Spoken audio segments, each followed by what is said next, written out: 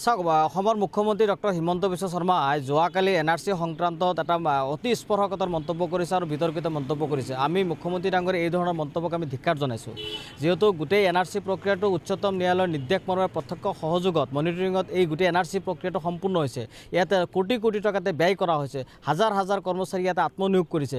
মানুহে নিৰবিচ্ছিন্নভাৱে পৰীক্ষা দিছে। মানুহৰ তথ্য পাতি সমস্ত যিখিনি তথ্য পাতি আছে সেইখিনি পৰীক্ষা কৰিছে। তাৰ পিছতহে তেওঁলোকৰ নাম NRCত আহিছে আৰু সেই NRCক ইতিমধ্যে ভাৰত চৰকাৰৰ হোম ডিপাৰ্টমেণ্টে আৰু ভাৰতবৰ্ষৰ বৈদেশিক পৰিক্ৰমা বিভাগে ইতিমধ্যে মান্যতা প্ৰমাণ কৰিছে যে এইটো এটা চাইণ্টিফিক মেথডত হৈছে আৰু এটা ৱেল এষ্টাব্লিছ প্লেনত এই গোটেই প্ৰক্ৰিয়াটো হৈছে।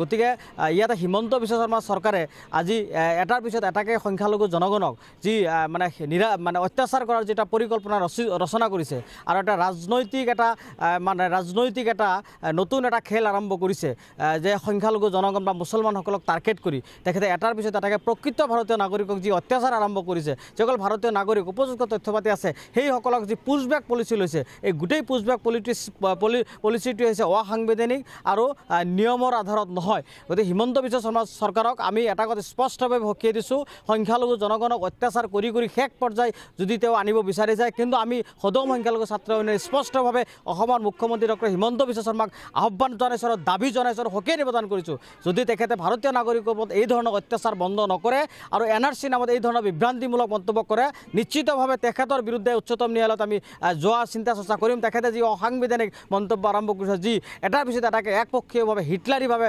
স্বেচ্ছাচাৰীভাৱে যি শাসন আৰম্ভ কৰিছে, তাৰ বিৰুদ্ধে আমি গণতান্ত্ৰিক প্ৰতিবাদ কৰাৰ লগে লগে আইনীভাৱে তেওঁৰ বিৰুদ্ধে আমি ব্যৱস্থা গ্ৰহণ কৰাৰ চিন্তা চৰ্চা কৰিম।